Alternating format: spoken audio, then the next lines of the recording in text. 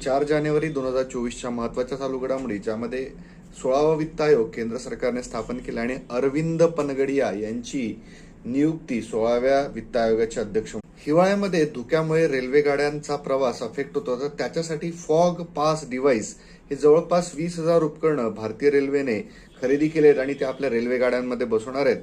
तर यामुळे ऍक्सिडेंटची शक्यता ही कमी होणार आहे. याबद्दल डिटेल माहिती आपल्या नोट्समध्ये जी तुम्हाला आपल्या टेलिग्राम चॅनल आणि एमपीएससी लक्ष ॲपवरती मिळतील.